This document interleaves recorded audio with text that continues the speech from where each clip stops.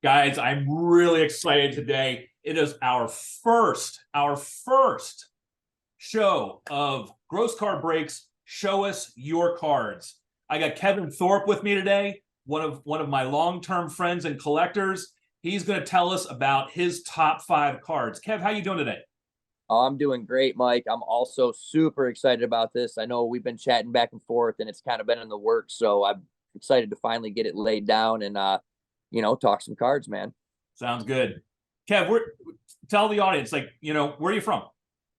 All right, so born and raised in Flint, Michigan, currently living like 6 miles away from there in Davison, little burb town just outside of Flint. Parents are 8 or 10 minutes away. We'll get into the dad combo with the collecting soon and all that stuff. But yep, born and raised here, decent card collecting community. Within 30 or 40 minutes, we got a few decent sized shows. There's a couple shops. Like, would love to see something come back into Flint. Like when I was a kid, there was bigger shows in the malls happening all the time, and would love to see it get back to that. But for now, I'm content with where it's at. Growing up, when I grew up in PA, I used to run to the card shows when I was 10, 11, 12 years old, when I was a boy collecting. I've talked to a lot of collectors that don't have any card shows these days around where they're at. So I'm here in Tampa, and I'm fortunate. There's quite a few shows. We've talked about that, and I know you've done pretty well at shows as well. Kind of not just being a consumer, but also you started to set up a table, set up shop a little bit.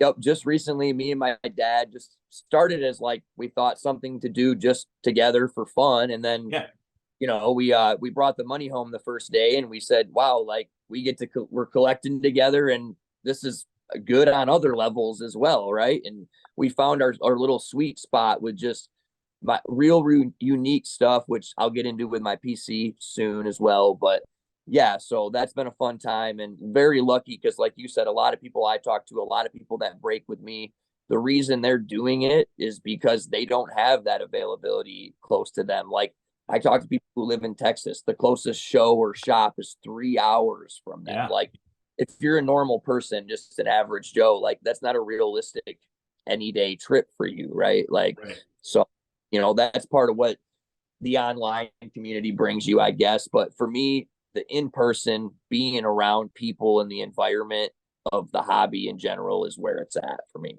How long you been collecting?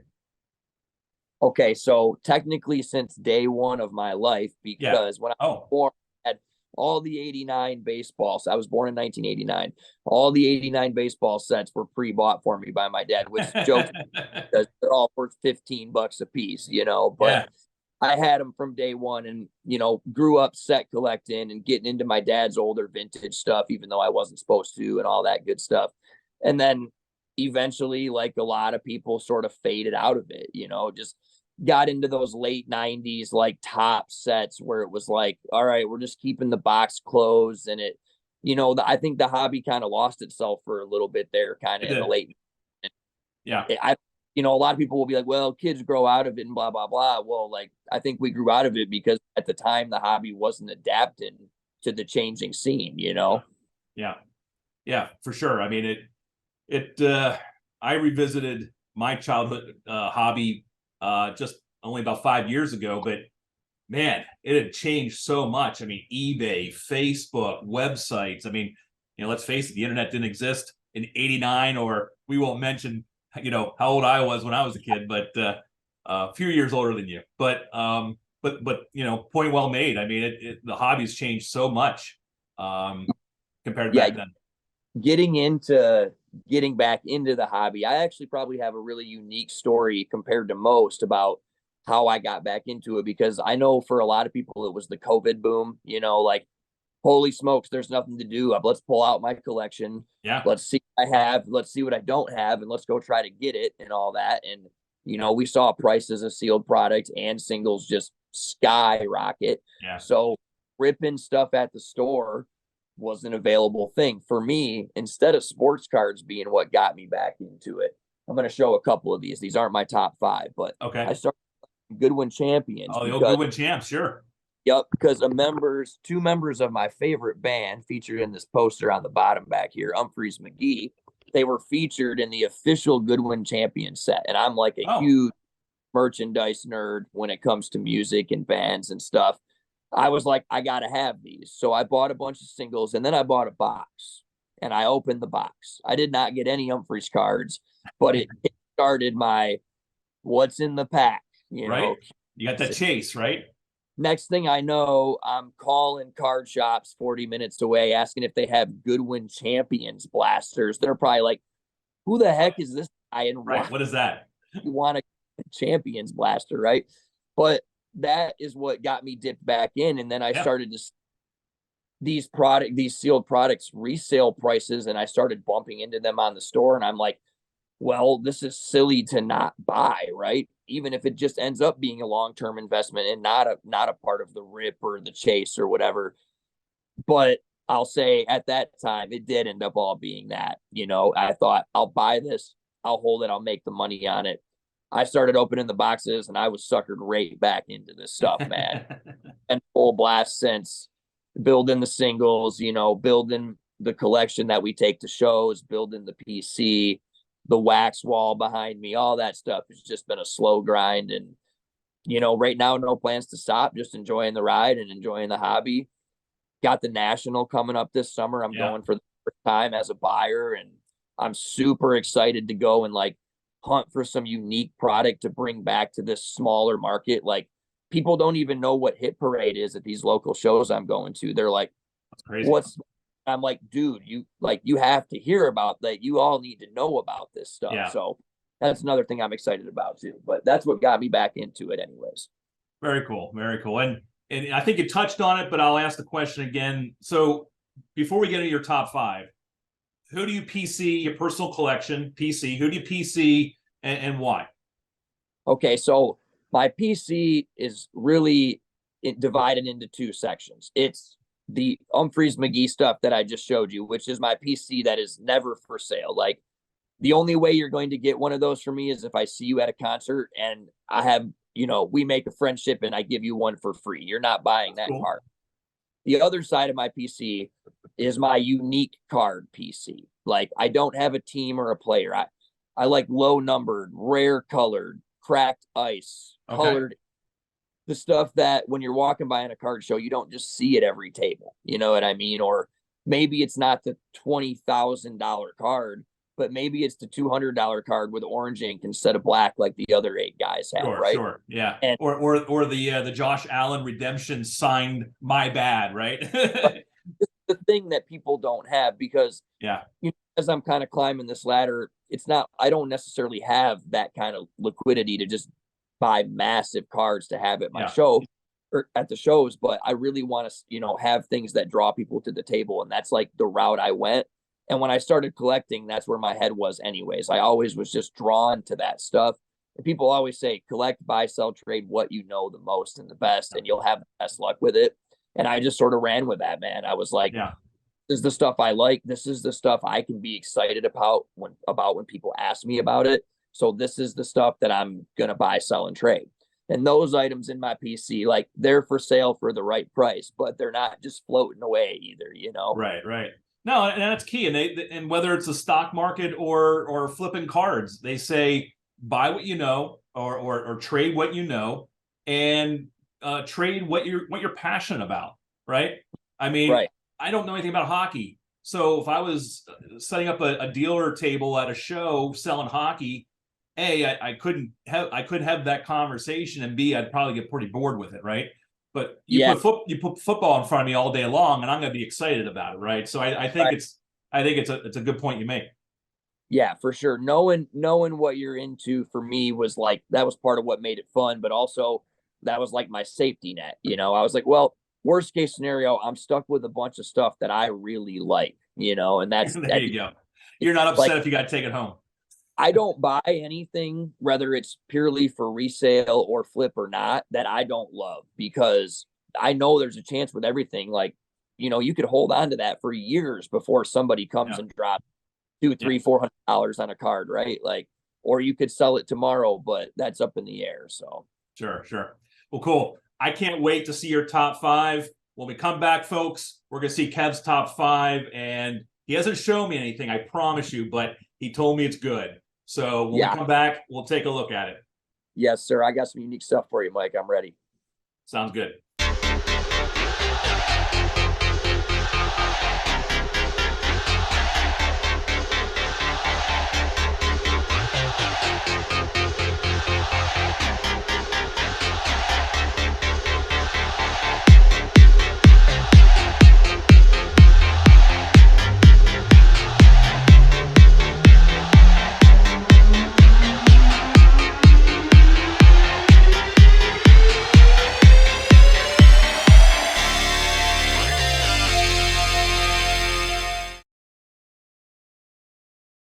All right, we're back. Kev, you got me excited.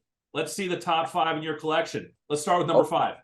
Okay, we're going to start at number 5, and it's going to kind of segue us from what got me back into collecting and connect us from that into my top 5. And it's one of those cards from my Humphreys collection.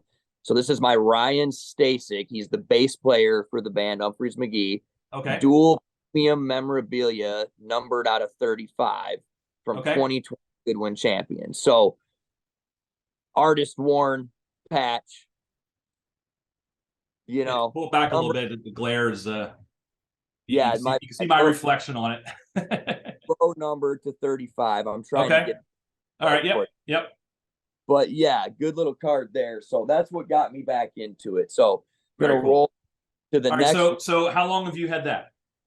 Okay, so I've had that forever. That's like since day one when Goodwin Champions Hobby came out. So 2020 March-ish, I think.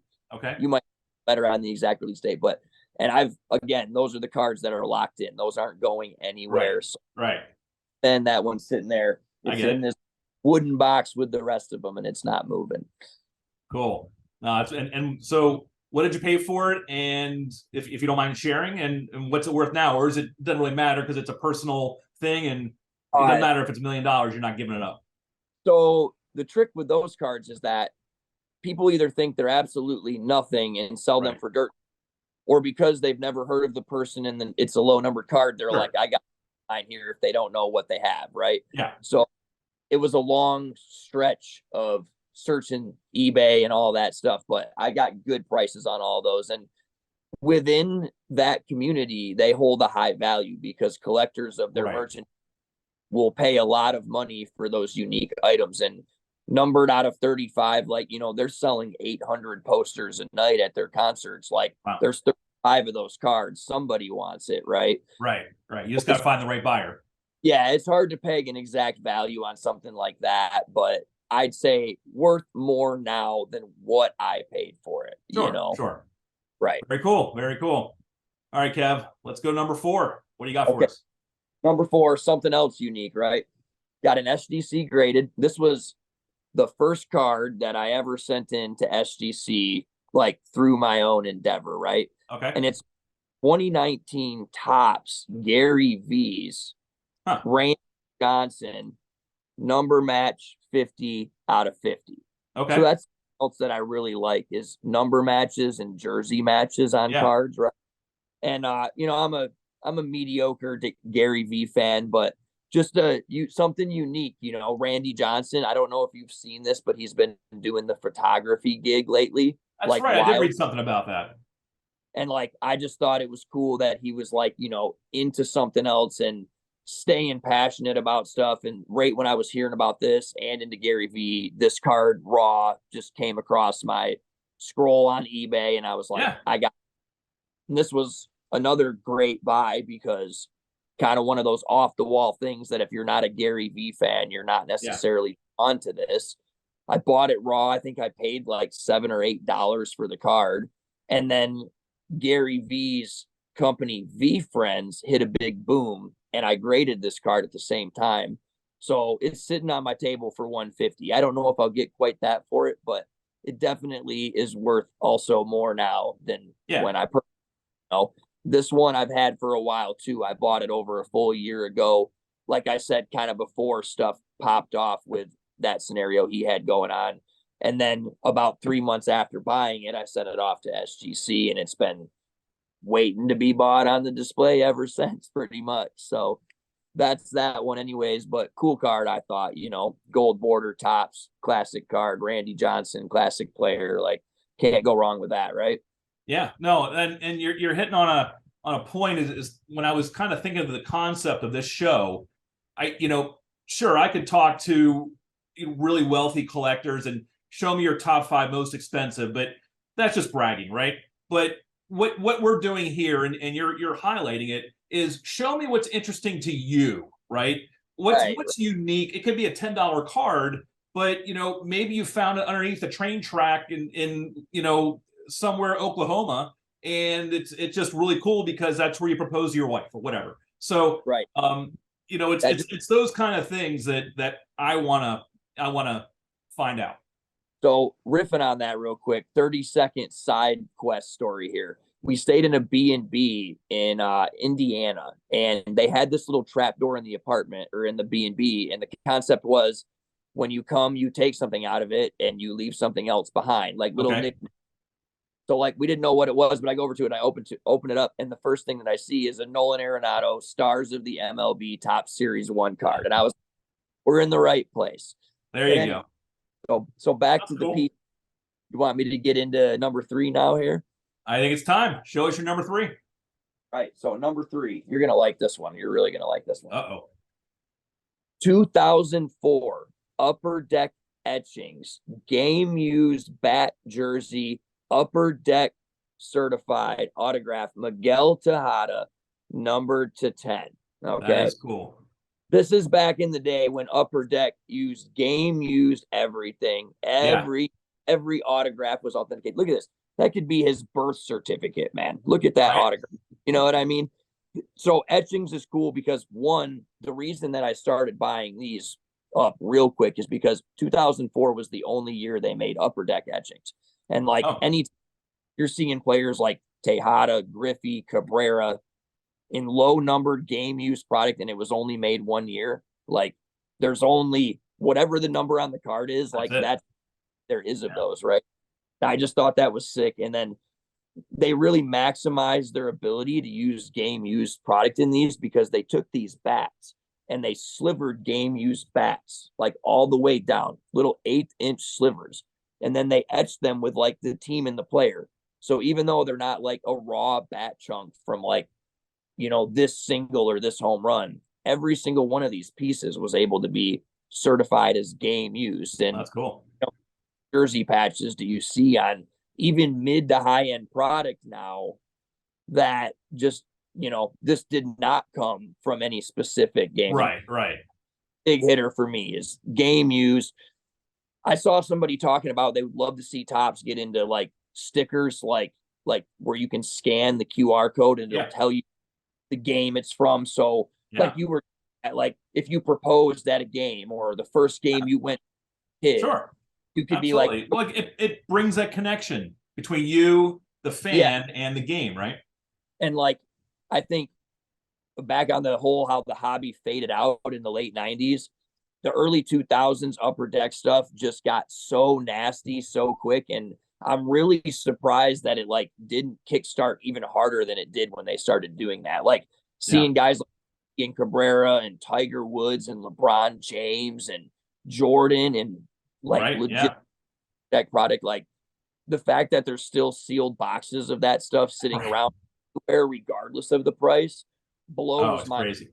So Upper Deck etchings 2004. Note that one down because low key goodbye for sure. There you go. There's today's tip. Very cool.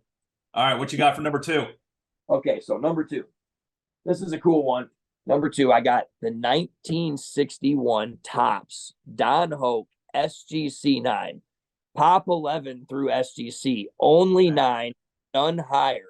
Only 2 PSA 9s and 1 PSA 10 in existence. Wow. So that's not a true Pop 1 9, but very close, right? Yeah. This card's cool because you're going to love this. It's going to answer one of your questions directly. How long have I had this card? Yeah. My dad opened this out of a 10-cent pack in 1961, and it has been in his book binder ever since. And we've been still got a 9. This is the only one that's got a 9. So we've been taking the nicer looking ones and like trying our best with them through SGC just to see if we can hit one. This one came back, and even though it's the Don Hoke, it's not quite a common in the 61 set, but it's not like a rare or super high number either. So Yeah. weren't expecting anything. But when I checked the pop report, I was like, that's interesting. Looked up a PSA 9, last sold for $560. Came out of a 10-cent pack in 1961. I mean, Yeah. I'd say that's the ultimate just flip, right? Like it just sat there. And anything you find from that era that gets a grade 9, I mean, that's incredible. I mean, because let's face it, our parents, they stuck them in their wheels and, to make the little noise and stuff. And, they flipped them and they, flung them across the yard. And so to find something that's a grade 9, I mean, that's impressive. And that's my dad's story about why this card looks so good, is because, I probably didn't know who the heck Don Hoke was. So threw it in the box and that was it.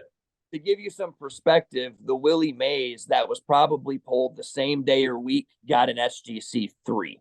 Yeah, okay. There you go. Because he played with it, right? I showed everybody my Willie Mays card, right? And I was like, man, it's crazy the reversed concept. Like back then, huge player, big name, cool card. It got handled more than anything. Oh, yeah. Now, that card, you put on gloves. You don't, yeah. You know what I don't on it. Let alone riding down the street with it in your jean pocket. Like, oh, yeah. 1964, you pull out a Mickey Mantle, you're grabbing it in your hand, you're running down the street, you trip and fall into the mud puddle, right? You get yourself, clean yourself back up, you run 3 houses down more, knocking the door with the car, going bang, bang, bang, bang, bang, right? To show your friend, right? But the Don Hoke, who cares, right? Yeah, so cool story on that one. So that's cool. That's going to lead me into number 1, which all right, might be a little salty, but also very excited, Mike. All right, we got 5 minutes left, so show me. What do you got? What's number 1? All right, number 1. It was pulled from Gross Card Breaks. Oh, Mike. no. 28 Dunruss Optic Downtown Gem Mint 10 Saquon. Oh, that was hard for me to mail to you. Just to show you, this is so overpriced because I don't want to let it go either. And Mike's the big State fan, huge Saquon fan. If it tells you anything about how good I am, he pulled this card for me and he let it go and sent it to my mailbox. So this is honestly, Mike, amongst all those others, it really is one of my favorite cards. I didn't just pick it because you pulled it or just because of that. I mean, I paid $25 to get in your Gold Rush break, and these are selling at $550 consistently on eBay. Yeah. Nobody should be mad at that ever, right? And like I came off this card a couple times for $500, $525, and I was like, the market holds right there. I feel like I can sell it for that anytime. It's just so pretty. It looks so good on the table. It's a beautiful card. Everybody wants to pick it up. So shout out Mike Gross for pulling this one for me. I think you're just rubbing it in. It was tough for me to mail, and you wouldn't sell it to me either. And I mean, I pulled this. This was back in the early days of me breaking for you. Like we buddies like we are now. We were cool, but we didn't talk and do business like we do now. And it was just awesome. And that definitely kickstarted, my relationship with you as a buyer and you as a breaker. And I'm glad that it ended up where it did, for sure. Oh, absolutely. Absolutely. It's good to have you around.